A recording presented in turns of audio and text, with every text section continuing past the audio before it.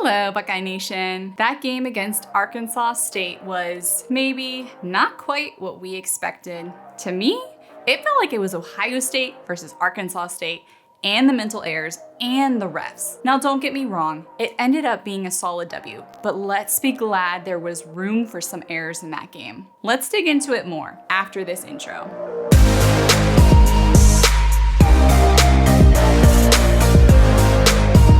Welcome to Buckeye Football Fangirl. If this is your first time here, my name is Lisa, and I'm the gal behind this channel. Last week, my video was late, so this week, I'm trying to get it out a little bit earlier. Thank you all so much for tuning in. We're only on game 2, but it's been so much fun chatting with you all in the comment section and on Twitter. And on game day, Buckeye Twitter is a special place. The energy is infectious leading up to the games, and I love that. While there are obviously some bad fan takes, most of you all are cool as heck and make watching the game more fun. That Arkansas State game left me feeling a little less sure about the Buckeyes. Not just that, but then hearing about how Notre Dame went and got rolled by Marshall. Let me say that again.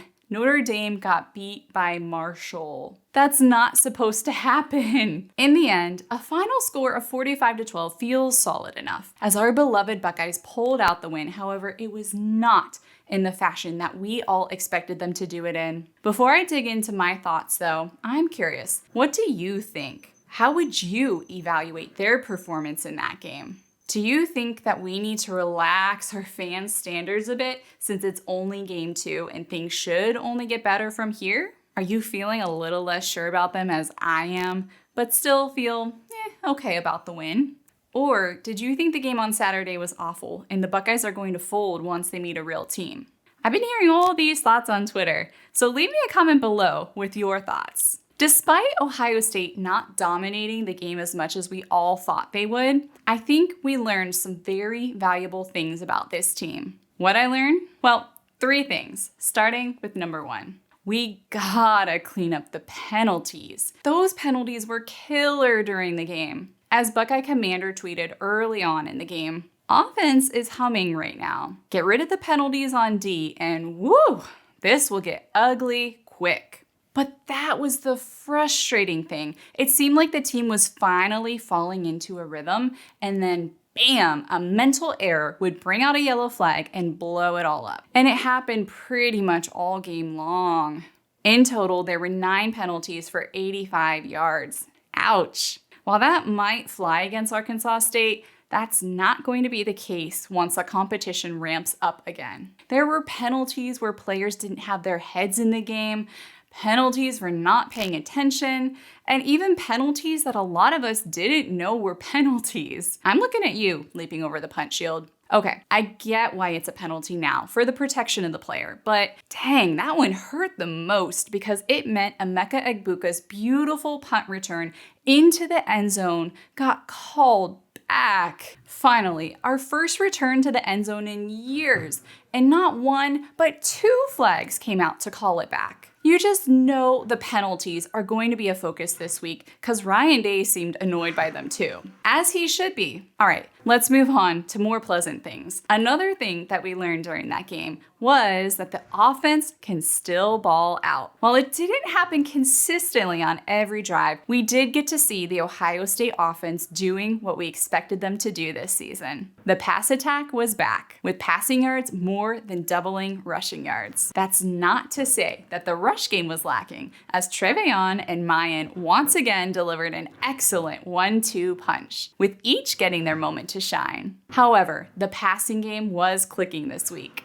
Marvin Harrison Jr. had an absolutely monster game. My goodness. Buckeye Breezy summed up what we were all thinking with this tweet. Marvin is a freak. You can tell he was locked in and focused this week, and his performance on the field shows it. Emeka Egbuka put on a show as well and had moments where he looked absolutely flawless. He was totally robbed of that beautiful punt return, but I don't want to talk about that anymore. And CJ Stroud is still king with 351 yards in the air. It was good to be able to see the entire offense doing what we know they can do. Of course, we were still missing JSN and Fleming. However, MHJ and EE both stepped up in a huge way and are so much fun to watch. And JSN and Fleming should be back this weekend. And the best part about watching them play is knowing that Emeka and Marvin Harrison Jr. will be here next year too. So the offense is still able to do its thing. What'd we learn about the defense this past weekend? That brings me to the third takeaway from this game. When not drawing a penalty flag, the defense can hold its own. The defense was both great and horrible in the same game. They didn't let Arkansas State score any touchdowns, which I thought was super impressive. They held up in the red zone, which was such a relief after last year. If they hadn't, we'd be looking at a much scarier sounding final score of 45-28. It was reassuring to know that when it mattered most, they held their own. However, there are way too many penalties, and way too many of those penalties came at crucial times where instead of punting, the Red Wolves were able to extend their drive. Not only that, but there were more big breakout plays than I expected to see. And one of the most hyped up cornerbacks seemed to not have his head in the game and had a bunch of Twitter coaches calling for him to be benched. You all know who I'm talking about. Amongst it all, however, there were still flashes of greatness and players showing up in big ways. Both Steele Chambers and Cody Simon made their mark with 6 tackles each. And Steele got to the QB so fast on one of them, he left Twitter wondering, like Norris Deluxe tweeted, "Is Steele Chambers actually faster than the snap?" Michael Hall Jr. had another disruptive day himself, logging a sack of his own. As Black Saber Jr. tweeted, "Michael Hall seems like he just takes great pleasure in slamming the door on drives." And I can't forget to mention Tommy Eichenberg and Cam Brown flying around and getting things done. While the defensive performance may not have been as smooth as it was last week, it is still a huge improvement from the past couple of years. Right now, the Buckeyes are 2-0, and like CJ Stroud, I'll take that. All in all, the score points to a solid win, and perhaps the best part of it all was that the backups got some reps in. All right, let's take a super quick look ahead to this game coming up against Toledo. I've seen a few people tweeting already that Toledo is no team to sleep on, and I would add that I hope Ohio State wouldn't sleep on any teams this season. Ohio State has played Toledo a total of 3 times before, and has won each time. The last time they met on the field in 2011, they gave the Buckeyes quite a scare, with Ohio State winning that game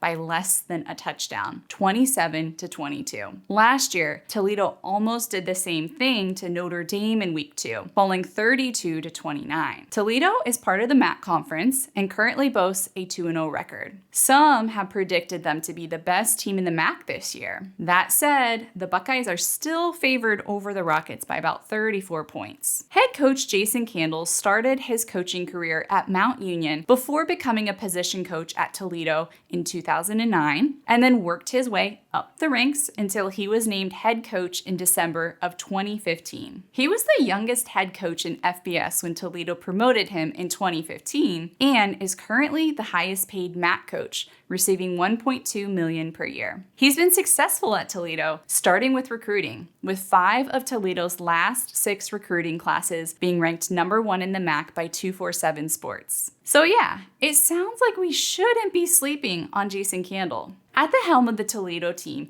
is quarterback Dequan Finn, who is a dual threat quarterback. Over the span of his career, he's passed about 75% of the time and runs about 25%. He is the leading rusher on the team so far, and we shall see if our defense can limit his scrambles like they did with Buckner. So far this year, the Toledo Rockets have leaned slightly more on their run game over their passing game. Running back Jacquez Stuart has the second highest amount of rushing yards, with 40 fewer yards than quarterback Dequan Finn. We will also likely see running backs Peny Boone and Willie Shaw III carry the load this Saturday. Wide receiver Jerjuan Newton seems to be Finn's number 1 target on the field, with double the amount of receiving yards as anyone else on the team. Looking at the defense, the Rockets have done a good job at shutting down their competition so far this year. They shut out Long Island University during their season opener, and then limited UMass to only 10 points during the game last weekend. They are led by linebacker, wait for it, Dallas Gant. That's a name you should all be familiar with. He transferred out of Ohio State last year and is now getting his chance to lead on the field. He leads the team with 19 total tackles already for the year and 1 forced fumble. Defensive tackle Desjuan Johnson and linebacker Jamal Hines follow not too far behind him with 13 tackles each. I'm curious, what are your thoughts going into the game this weekend? Do you think Toledo has what it takes to give the Buckeyes a run for their money? Do you think the Buckeyes will be focused